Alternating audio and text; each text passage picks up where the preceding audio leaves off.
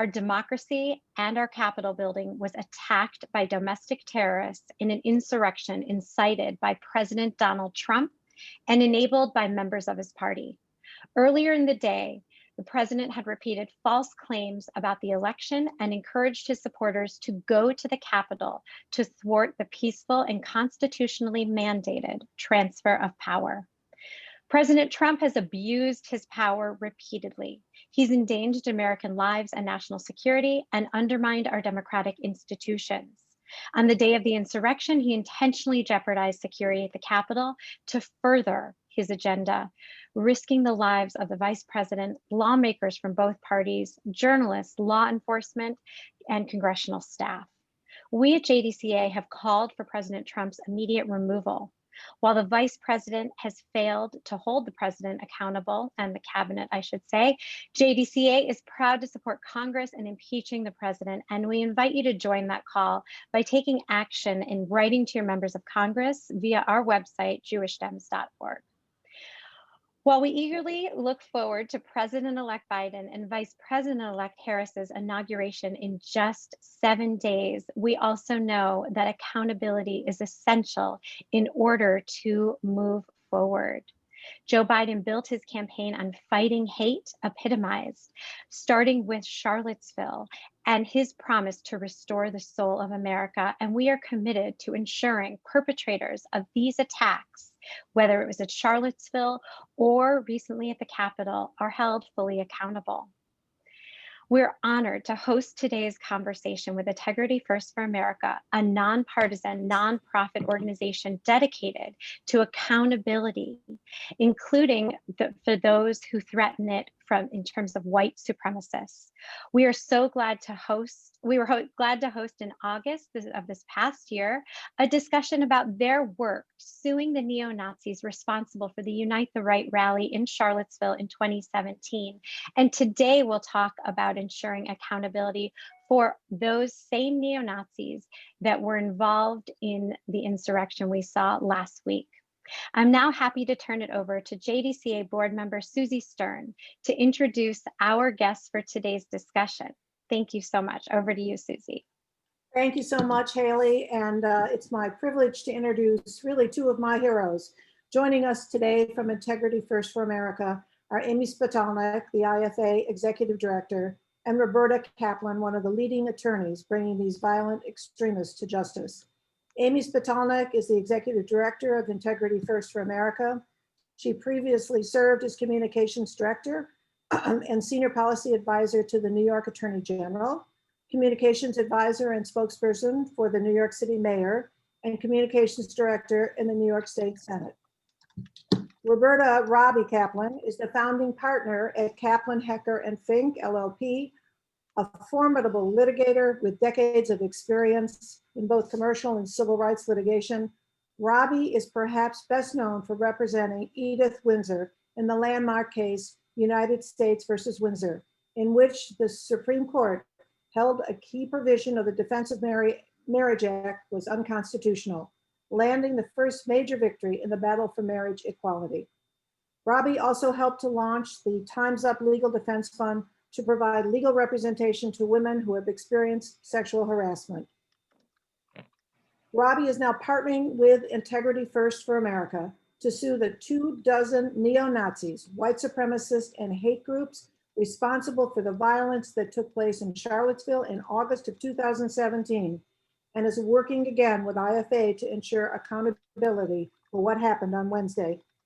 Together, we will discuss what happened during Wednesday's insurrection, what lessons we can learn from Charlottesville in both understanding the nature of the attack and how to fight back against it, how the perpetrators of the attack can be brought to justice, and what you can do at home to join in those efforts. We invite you to join the conversation on Twitter by tweeting at us at US Jewish Dems and using the hashtag JewishDemsInAction. I'm now going to turn it back to Halie, our Executive Director, to moderate our conversation today. Thank you. Thanks to Robbie and Amy, and thanks to all of you. We're going to start with a discussion, and then we're welcome to take your questions, which you can post in the chat. So our first question is as follows. We're still trying to make sense of what happened and the herring events that we saw transpire less than a week ago on Capitol Hill. Please take us through what we know about Wednesday and the role of white supremacists. As far as we can tell, this was not a failure of intelligence. The white supremacists made their intentions quite clear and was publicly known. Rather, this was a failure to act on the intelligence. And also, please talk to us about what was the connection between the attack on the Capitol and those who planned the Unite the Right rally in Charlottesville. Robbie, we'll start with you. So thank you for both Susie and Halie for the introduction, for the question. You know, I've been thinking about this a lot lately, and I'm not sure there's a time in my life when I have been so disappointed about being right. When we brought the case against involving the people who were responsible for the violence in Charlottesville back in October 2017, we brought the case for two reasons. One, because I saw it as a very severe and unprecedented problem that this company was facing. And I was frankly shocked that people were able to openly riot with weapons, including guns, on the streets of an American city, shouting things like "back to the ovens" at Auschwitz and other really charming statements. And which of course led to the death, as we all know, of Heather Heyer and led to the injuries of the plaintiffs in our case. Charlottesville was then followed by a number of incidents. I'll just focus on the anti-Semitic ones for starters, but many incidents, including the shooting at the synagogue in Pittsburgh. We know that shooter communicated with the people who were involved in Charlottesville, including the attack in Poway, including multiple attacks in the country on groups other than Jews, the attacks in El Paso, the attacks at Christ Church. And it was clear when each of those attacks happened that those people too were part of this now international network of white supremacists, anti-Semites, and other hate groups whose avowed purpose is and continues to be to re-elevate, I guess, for lack of a better term, the white race at the expense of all other races. And let me, to the extent anyone has any question about it, let me be crystal clear. Other races in that context includes Jews. We are not part of the white race for these purposes. That was bad enough. I mean, that was horrid. We then saw these same tactics continue in connection with the Black Lives Matter protest, including blaming everything on Antifa, which we're hearing today and which started in Charlottesville, including driving automobiles and other vehicles into crowds of protesters, which again, of course, was the focal point in a lot of ways of what happened in Charlottesville. But even I have to say, and given what I do for a living, I tend to be, unfortunately, a pretty cynical person with pretty thick skin. But even I never would have contemplated what we saw last week in terms of the attack, the seditious attack on the Capitol. And when I said at the beginning, I'm so upset that I was so right. The fact that these groups have continued to organize, to take action in many states, to have arms, because it's legal for them to have arms, in this manner, is a bigger threat, I think, to our country and frankly now to our democracy and our form of government than even I ever thought it was. And the similarities, first of all, the people are the same, the groups were the same in terms of the people who did Charlottesville and the people involved in the Capitol. Obviously, there were others at the Capitol, but there's a significant overlap between both the groups, the specific groups and the specific people. The ideologies were the same, even though the Capitol was supposedly about, stealing the election, the fact that Joe Biden stole the election. In reality, underlying that anger about the election is, again, this same theory of anti-Semitism, racism, anti-immigrant bias, anti-LGBTQ bias, etc. It's the same underlying passions. The tactics, the use of social media and technology to organize, exactly the same. And frankly, the use of weapons, both in DC, guns and other weapons, poles and things like that, we saw in Charlottesville. And finally, you know, and we're hearing this now from the president himself, the soon-to-be former president himself, blaming it on Antifa, that it really wasn't MAGA people who did what they did at the Capitol, it was Antifa who caused the violence at the Capitol, again, was one of the key things that was being said by the guys who did Charlottesville. There's no question in my mind at this point that something needs to be done about this movement. It needs to be infiltrated and eradicated the same way that we were able to deal with jihadi terrorism after 9/11. We know how to do it. Fortunately, we're going to have a Department of Justice that will be unlike the former Department of Justice, I know, will be committed to doing that. But if Charlottesville wasn't a wake-up call, if Pittsburgh and Poway and Christchurch and the BLM protests weren't a wake-up call, I think we can all agree that last week was a wake-up call. And if we want to save our democracy, we all have to get involved. Thanks, Amy. If you want to also talk about the direct connections and the fact that the perpetrators of this attack made their intentions public, and I know you were tracking it.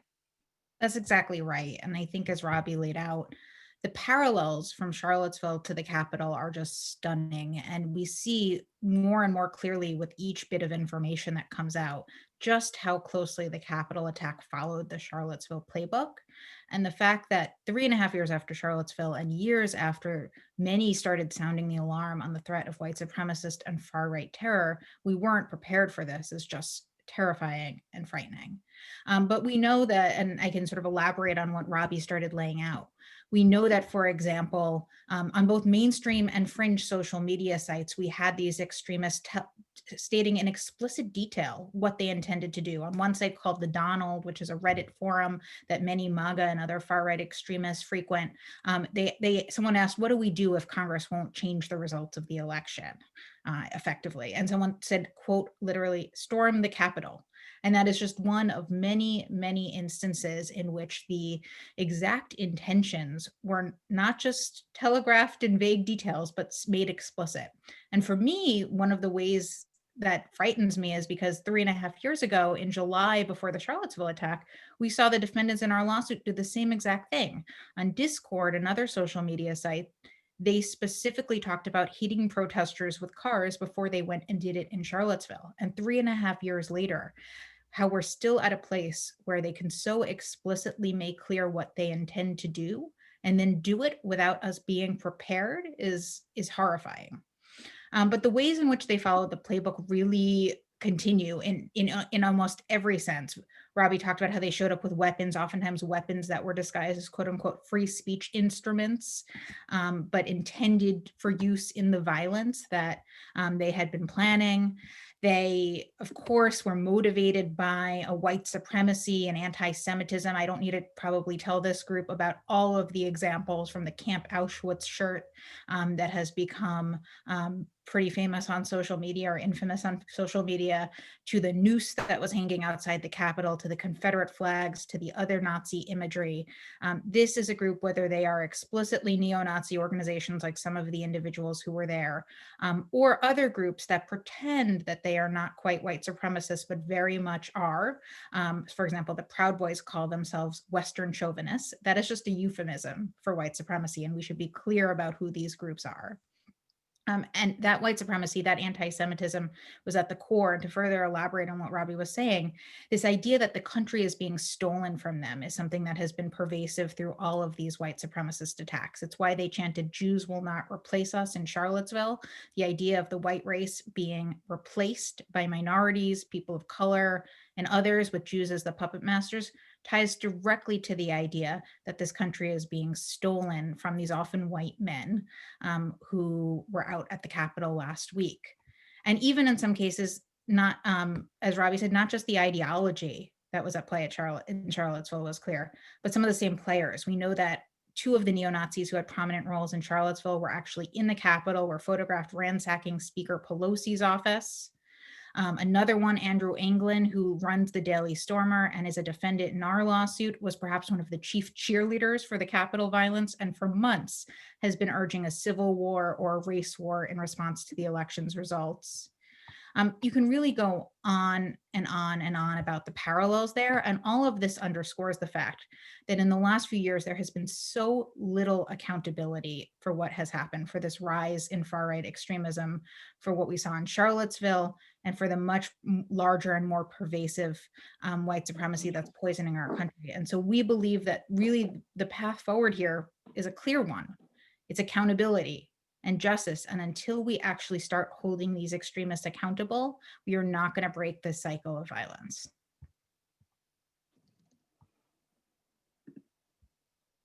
So before we get to accountability, and I know that you are leading the charge in that regard, I want to follow up on something that you've both written and said. I know IFA wrote, if you're not surprised by what happened, you haven't been paying attention. And it's similar to what you said, Robbie, that you've never been so disappointed to be right.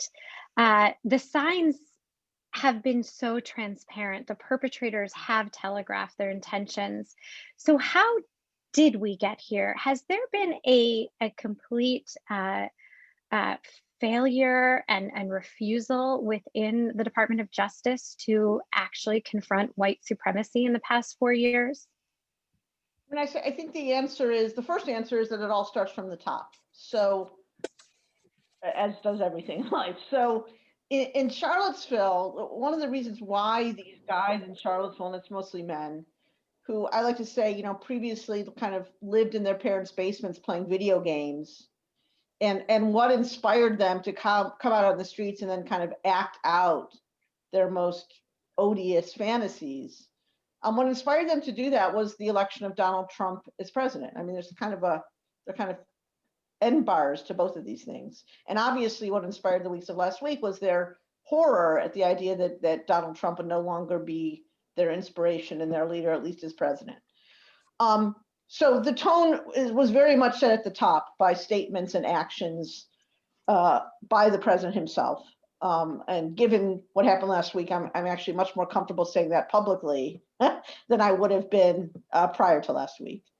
On top of that, and that flowed all the way down to the Department of Justice. When we brought Charlottesville, we brought it because the Attorney General was Jeff Sessions.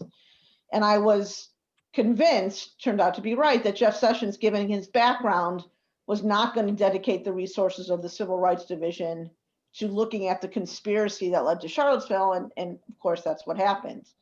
No matter who the attorney generals have been under the president, none of them have been very committed to civil rights issues generally. After all, they spent a lot of their time fighting supposedly affirmative action at Harvard, rather than dealing with racism in this country.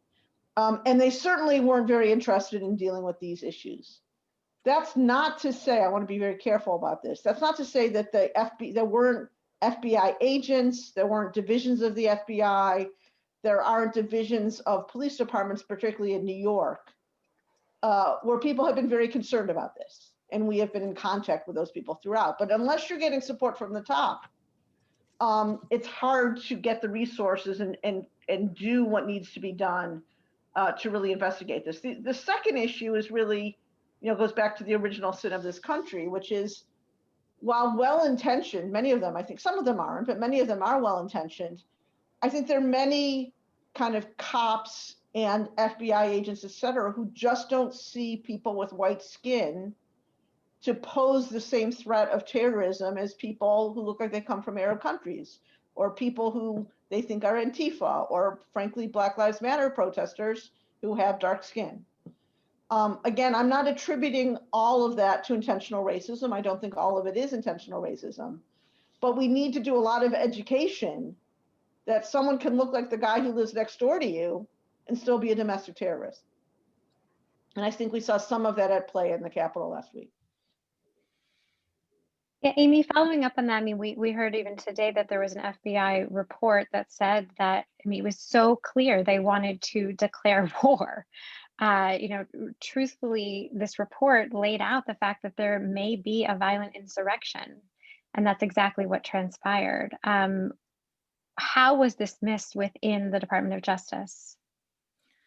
Look, I think, as you said at the very beginning, it's not a failure of intelligence, it's a failure to act on that intelligence. And that has been part of the problem over the last 4 years. We know that the line level employees at these agencies have been raising the alarm about this. Perhaps the most obvious example is that a few months ago, it finally came out after a whistleblower came forward that the Department of Homeland Security considers white supremacist terror the, quote, most persistent and lethal threat to our country. The Trump administration and its political appointees tried to bury that report, and it only came out in the fall after a whistleblower sounded the alarm. But we know that line level employees at DHS, at the FBI, at even DOJ, I'm sure, and many other places have been raising the alarm about this, as have the statistics. We've talked about a lot of the sort of anecdotal events of the last few years, from Charlottesville to Pittsburgh to Poway to El Paso to the global events that have deep connections to American-based terrorists as well. But the stats back this up. The FBI reported a few months ago that 2019 was the deadliest year on record for hate crimes. The ADL has reported that anti-Semitic incidents hit record levels in 2019, the largest ever amount of anti-Semitic incidents since they started tracking. As I said, the Department of Homeland Security has identified white supremacist terror as the most persistent and lethal threat to the country, and specifically called out the fact that white supremacist and other far-right terror is by and away the largest factor in domestic terror in the United States. So it's not just anecdotal. It's not just us looking at what's happening. The stats back this up. The experts have been sounding the alarm, not just for months, but for years. But political appointees at many of these agencies have not only been ignoring the signs, but actively undermining efforts to combat it by pointing their finger at Antifa or Black Lives Matter, by continuing to cut programs and resources when it comes to countering extremism, and to overall downplay this threat at a time when it was growing to record levels. And so this was a concerted decision by many who were in positions of power. It's not an accident that the 4 years of downplaying that threat, actively throwing fuel on the fire by our president and by others in the highest levels of government, and feeding these people sort of a steady diet of disinformation and conspiracies and hate on social media would culminate in an attack like this. And I use the word culminate, but I also think it's important to note that it didn't end with the Capitol. I think we are already seeing far too many instances of extremists using the Capitol attack to recruit for violence in the coming weeks. There's already reports of armed protests, quote unquote, being planned for all 50 capitals, of armed expected violence in the Capitol next week ahead of and around the inauguration. And so we need to believe these extremists when they say they're going to do something. We can't keep downplaying the threat. We can't keep letting those in power point fingers elsewhere. This is the most dire threat facing our country right now when it comes to our national security.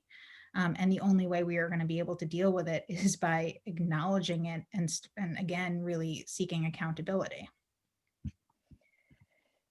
So there's no question this failure, if not complicity and actual leadership, frankly, of the empowering of this movement has come from the top. But that will change in 7 days with a new president. What recommendations would you both have for the president elect and his administration to address the growing and grave threat of white supremacy on day one? Amy, do you want to start and talk about the messages we just received from the administration, which are very heartening? Yeah. Look, I think if you look at the team that actually the day of the Capitol attack, President-elect Biden and Vice President-elect Harris announced their Department of Justice team. And certainly you couldn't have timed it better, in that they're literally being handed on a silver platter the first important step that they can take towards justice and accountability here, which is to hold accountable those responsible for what happened. We've started to see individual prosecutions happen already, but as Robbie and I wrote with our other lead counsel in the Charlottesville case, Karen Dunn, earlier today in our JTA op-ed, we also think that there is a path forward here for not just individual charges against individual insurrectionists, but also DOJ to take on the full conspiracy that orchestrated the violence, like we're doing in our Charlottesville case. It shouldn't fall on private plaintiffs to take action. And with a different DOJ, there is that opportunity to take action there. But we're also really starting not just from zero when it comes to this issue, but as I described, from well below zero. And so there's so much that a new federal administration can do well within the realm of its powers and its resources. Treating this as the fundamental crisis that it is, giving it the resources it deserves, taking on these extremists, not just, like I said, individually, but the broader conspiracy that they represent, going after them criminally, going after them civilly, going after their finances, which is what our Charlottesville case has done, and which we see has a real impact. For example, Richard Spencer, one of the country's leading neo-Nazis, called our lawsuit financially crippling. And if a small nonprofit and a very brilliant but small team of lawyers can financially cripple someone like Richard Spencer through litigation like this, think about what the federal government can do if they put the full weight of their resources behind this. And so even before we start talking about new legislation and statutes and everything along those lines, there's so much that DOJ, that DHS, that the FBI and others can do within the realm of their resources and power. And I'm optimistic that come next week, we will actually start to see that happening for the first time in 4 years. And that will be, at the very least, the most important step in moving towards the justice we so sorely need here. Of course, there's so much more that needs to happen, including taking on the role of social media companies and ensuring that they take action. And in the cases of sites that have built entire business models on platforming extremism, making sure web hosting companies and domain registration companies act. There is legislation like, for example, the Domestic Terrorism Prevention Act, which would close gaps in our reporting, ensure better coordination between state, local, and federal government, and also specifically deal with the threat of white supremacy in our military and our armed forces, which is a whole other bag of awfulness that we need to consider here. And so there's a lot that can be done, but even before we start considering those new pieces of legislation, we know that the federal government has a ton of power and a ton of resources here to give this the attention and treat it with the urgency that it deserves on day one. Yeah, I mean, I agree with what Amy said. I mean, first of all, there's a reason why you didn't see Richard Spencer at the Capitol last week. And the reason you didn't see Richard Spencer at the Capitol is because he is very concerned that anything he does that's that public will lead to greater legal liability on his part. And there's no doubt that that's true. Similarly, you didn't see Chris Cantwell, the crying Nazi, for those of you who saw the Vice video. He also wasn't there at the Capitol last week. And the reason he wasn't there is because he's in jail for making violent threats, believe it or not, to other white nationalists. The government knows, that the FBI and the DOJ know how to infiltrate groups like this. They did it after 9/11. They know what to do to stop terrorists from engaging in mass acts of violence like this. And those same tactics that have been used so successfully in the past have to be used against these groups. And again, I agree with Amy that I think it's more of a question of priorities and will than it is right now a question of legislation. But in terms of everything else Amy said, there needs to be a domestic terrorism law for sure. There needs to be significant thought given to what you do about social media companies, in particular social media companies like Gab and Parler, that really aid and abet violence by allowing anyone to say anything they want on their sites. But there's a lot we can do now.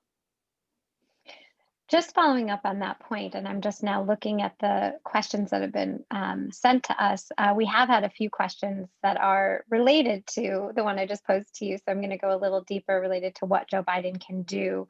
We got a question from Josh Rolnack, Francesco Lieboff. about this. And just specifically, can there be something even beyond the current tools that exist, whether it's an anti-hate or anti-misinformation task force established, or an envoy to combat white supremacy? For example, there's a special envoy to monitor anti-Semitism in the State Department, but that's just an international focus. Do we need someone specifically with a domestic focus looking at this issue? I start by saying after the Civil War was when, believe it or not, the Department of Justice was formed. And the reason it was formed then was to deal with the rise of Jim Crow and the re-subjugation of the newly freed slaves in the Deep South.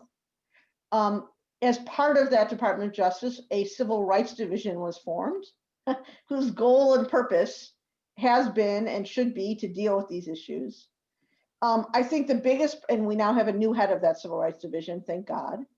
But I think the single biggest problem we've had, frankly, is that at least during the years of the Trump administration, there has not been that focus by the DOJ, by the Civil Rights Division on these issues. That's not to say that more people shouldn't also be focused on it. Maybe a new governmental position would be appropriate here.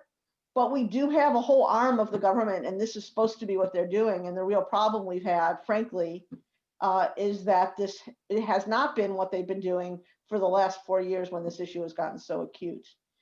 Another thing I want to say, it's fitting and appropriate that we're speaking today to the Jewish Democratic Council of America, because any person, and I could not feel more strongly about this, frankly, any Jew in America who thinks that these people are their friends, or who thinks that the friends of my friends, i.e. people who support Trump, are my friends because Trump moved the embassy to Jerusalem, could hardly be more sorely mistaken. I keep having in my head the images of, on the one hand, the Orthodox son of the Brooklyn judge, who's now been indicted, marching in the Capitol with people with shirts that say Camp Auschwitz. It has never been good for Jews, ever in all of world history, to be on the side of people who are against the civil rights and civil liberties of others. And it's not a surprise that in terms of their violence up until last week, most of it, frankly, in recent years has been focused on the Jews. It's synagogues that have been shot up by people coming in with automatic weapons.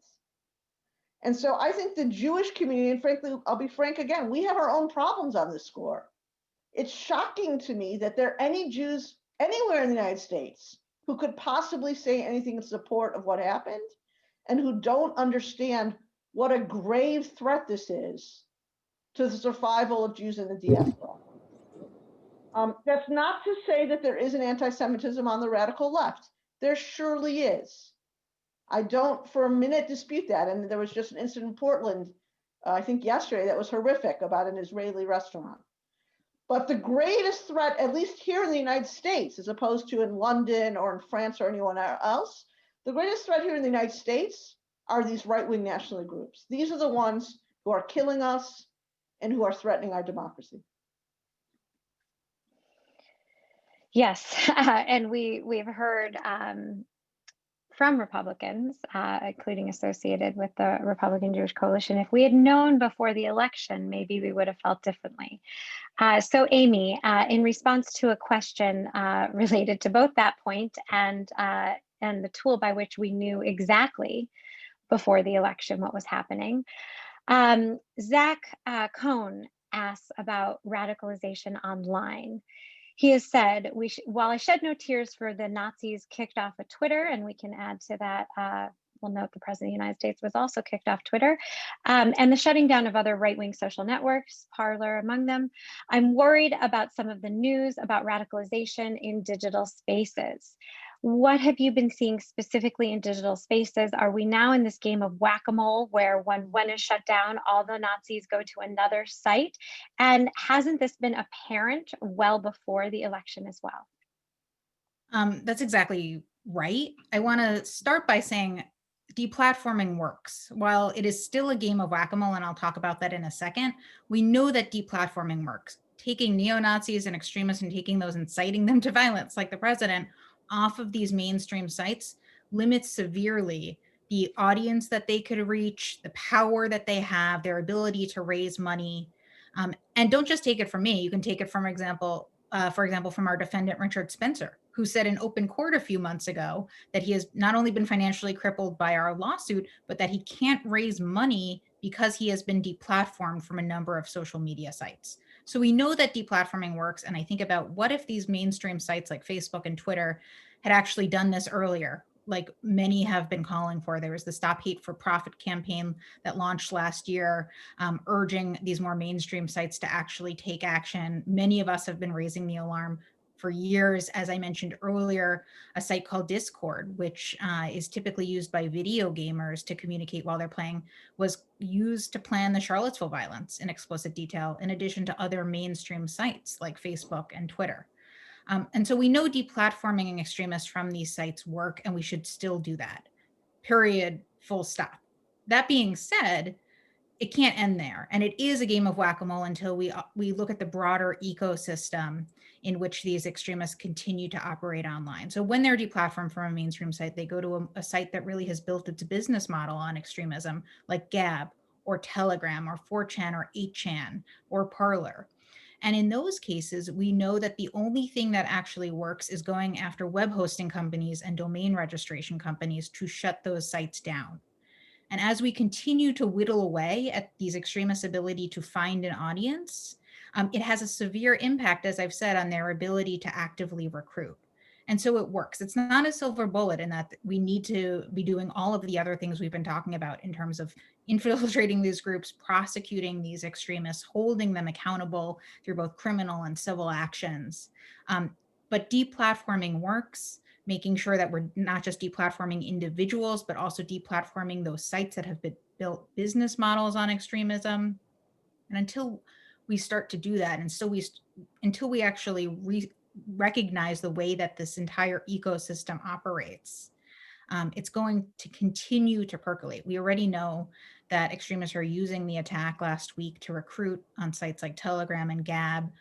We know that groups like the Proud Boys channels on Gab have grown by the thousands over the last few days, if not more. Telegram said that they had 25 million new users over the last few days, or something along those lines. And so it's incumbent on web hosting companies like Cloudflare and domain registration companies to act and make sure that these sites aren't allowed to build their business model and make money off of violent hate. If they're not going to do so, then I think we need to explore how the government can play a role in creating pressure there. So we're getting a lot of questions, which I appreciate. So now I'm going to start grouping them together, and we'll get through as many as we can.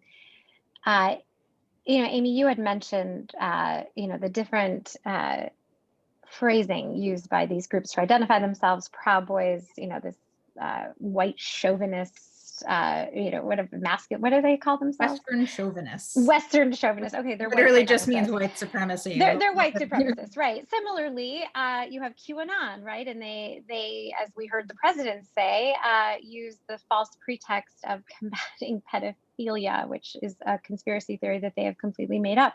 Also a part of this movement. There are a lot of questions about QAnon here. Vicky Singer has asked, how much do we have to worry about QAnon moving forward? Do you see a connection between QAnon and anti-Semitic conspiracy flowing through politics and social media? David Haspel asks, is there overlap among white nationalists, Christian nationalists, and QAnon? And we have another question, anonymous, about QAnon, including 2 members of Congress who are affiliated with QAnon, and what legal avenues exist to tackle QAnon online and stop them from promoting these conspiracy theories. You want me to go? So look, these issues are hard because we do have something in the United States called the First Amendment. And the First Amendment is very important. And I'm the last person on the planet to denigrate the First Amendment. It not only has freedom of speech, but it has freedom of religion, and has led to the great success and the acceptance and dignity that Jewish people have had in this country, unprecedented in Jewish history. So we need the First Amendment. I think the most important thing that can be done is to speak the truth, to make sure leaders, our elected leaders and other leaders, speak the truth, to confront people, including family members. And I know it can be very painful to do that, but to confront people who traffic in these lies. And then with respect to specific legislatures, there are things that can be done. Legislatures, including the Senate and the House, and state legislatures have their own rules to control their own members. They can pass resolutions of censure. They can actually sometimes expel people who traffic in sedition. And I think all those things can and frankly are being considered right now in legislatures, including the House and the Senate throughout the country. And to some of the other pieces of those questions, one, I think it's important to understand that at the heart of the QAnon conspiracy is the oldest anti-Semitic trope, which is the idea of a global cabal controlling everything awful in the world, whether it be their made-up pedophilia ring, or the fact that Trump lost the election, or as is the case with the sort of broader replacement theory, which is this vile white supremacist ideology that has fueled so many of these attacks, the idea that of white genocide, that the white race is being replaced by people of color, oftentimes with Jews as the puppet masters. And it's the same idea of this global cabal that plays such a central role in the QAnon conspiracy, and at its core is fundamentally anti-Semitic. And so I would think of these far-right extremist groups as sort of overlapping Venn diagrams, for lack of a better term. Not every single QAnon conspiracy theorist is explicitly a white supremacist. Not every white supremacist is a QAnon conspiracy theorist, but they're all part of this broader ecosystem that has been fed, like I said, this sort of steady diet of disinformation and conspiracies from some mainstream sites, oftentimes in euphemistic ways like Fox News, where, for example, when they're talking about George Soros supporting a caravan coming up from Central America, that plays into one of the oldest anti-Semitic tropes of all time, to the more explicitly fringe and violent extremism that we see on some of these social media sites that we've been talking about. So understanding the way that these groups intersect with each other, interact with each other, and sort of fuel each other is so important. And we're only, again, going to be able to break this cycle by understanding that and going after it in different ways, using the courts, using our government, making sure social media acts, making sure the private sector takes action. And it's going to require that sort of comprehensive response to actually begin to break the stranglehold that these conspiracies have had on so many Americans.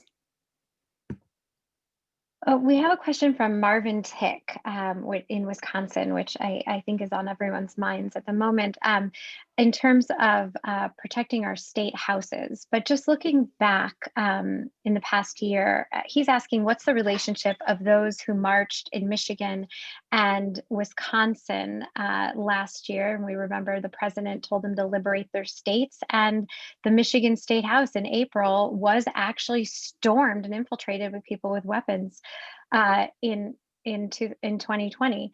And now as we look to the next week and reports of all 50 states potentially facing the same threat, where do you see the link of the same people, and what can be done to protect our state houses? The statute that we have sued under in the Charlottesville case is called the Ku Klux Klan Act of 1871. It was passed by the Reconstructionist Congress along with a host of other statutes to help implement the 13th, 14th, and 15th Amendments. Congress realized that without having statutory authority, it would be very hard for the government, rightly so, to make those amendments a reality. The 13th Amendment, of course, is the one that got rid of slavery. And that's the amendment that the KKK Act of 1871 was intended to implement. The statute hasn't been used that many times in our country. It was used back in Reconstruction. It was then used after that in the 1920s. And in both of those periods, what Congress was fighting and what the Civil Rights Division of the Department of Justice was fighting is a bunch of guys, primarily guys, wearing white hoods, meeting in the dark in forests in the deep South in places like Mississippi and Alabama, seeking to commit, and in fact, very successfully, sadly, tragically, committing violence against African Americans. The problem that we have today is that those same people don't have to wear white hoods anymore. All they have to have is a hashtag. And they don't have to go at night in the forest anymore. All they have to do is get online and communicate with their fellow racists. And so is there a link between the people in Michigan and the people who are in the Capitol? And yes, there's no question that all of these groups and all of these individuals are almost in constant communication together online all the time. And what needs, not surprisingly, when President Trump refused to condemn the attack on the Michigan Capitol, and in fact, as I recall, went on ahead and attacked the governor of Michigan, that was a signal. These groups know how to signal each other, sometimes explicitly, sometimes implicitly. And that was a signal to keep on doing what they've been doing. So it's all unfortunately connected. The reason it's all connected is we have this blessing and curse known as technology. On the one hand, it's made our lives, it's improved our lives in uncountable ways. In other ways, it allows hatred and violence to foment and organize itself and actually actualize itself in ways that were previously impossible.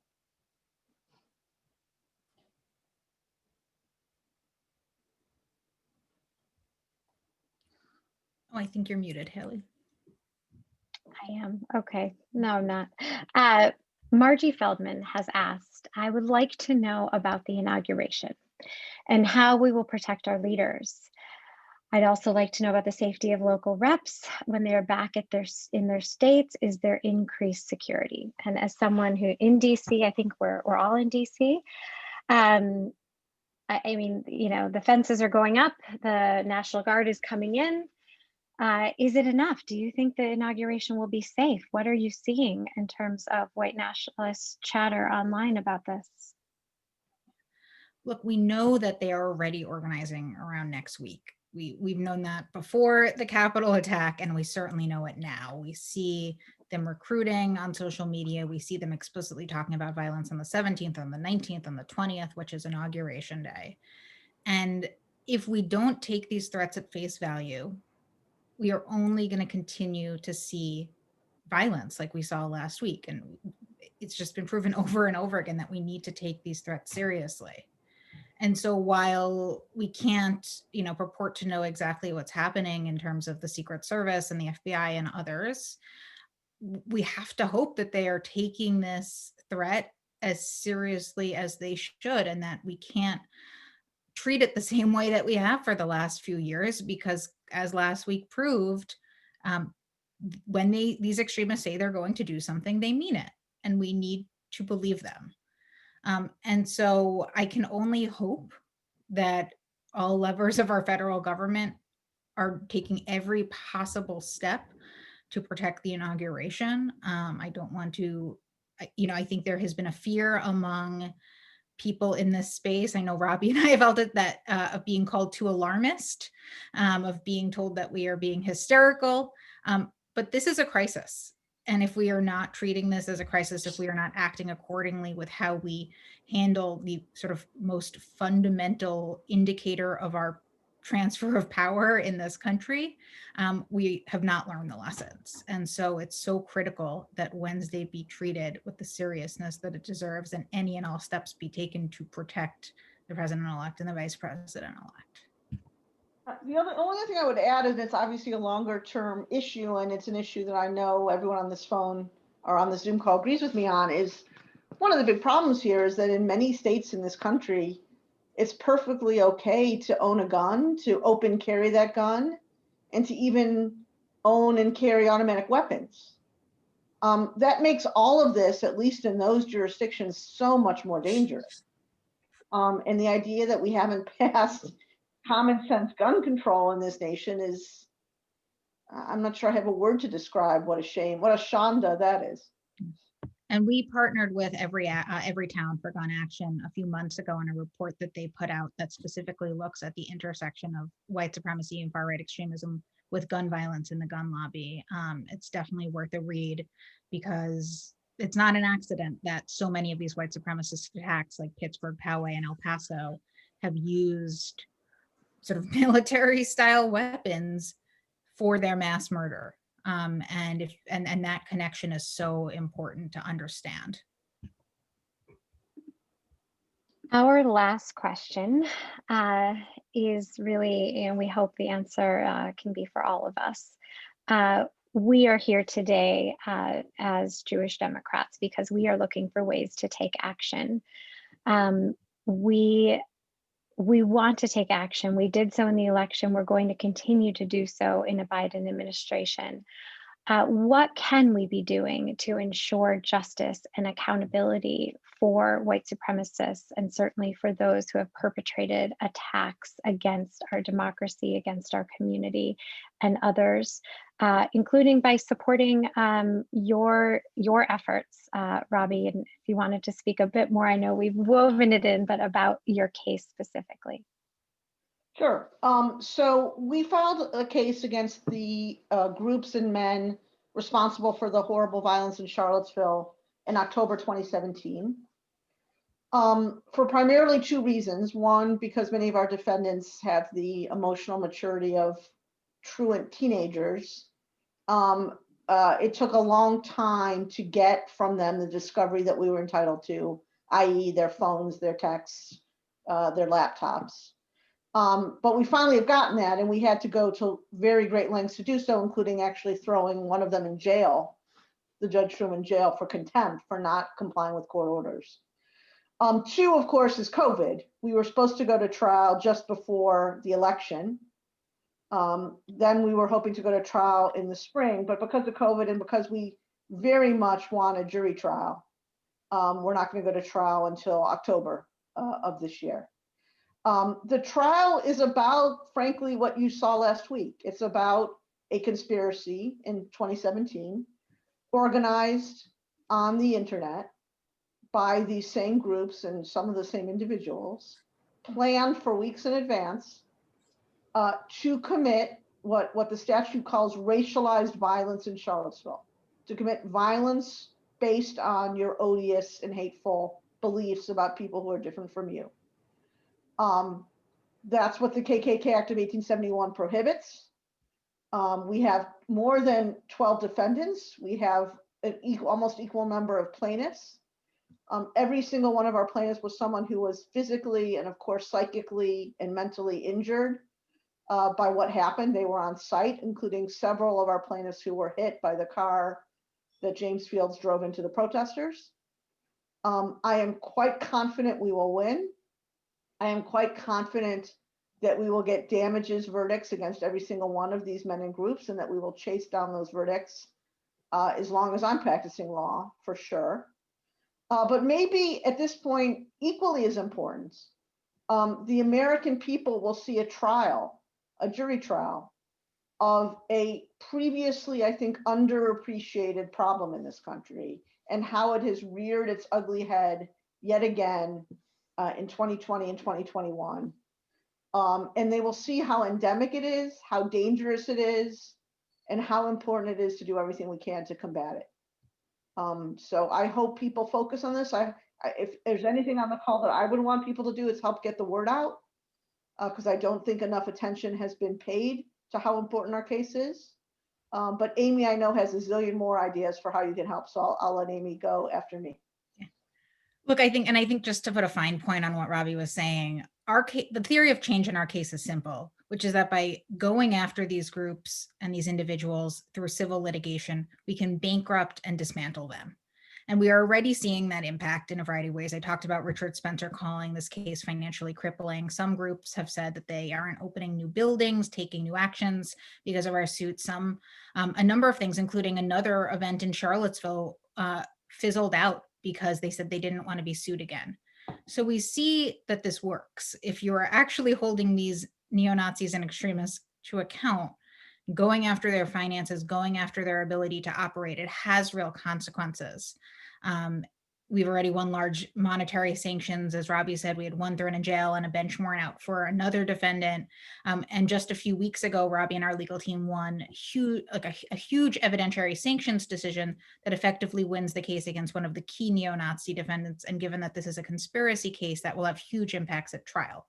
So we feel very confident going into trial. And when we win large civil judgments, we can really effectively bankrupt and dismantle these groups.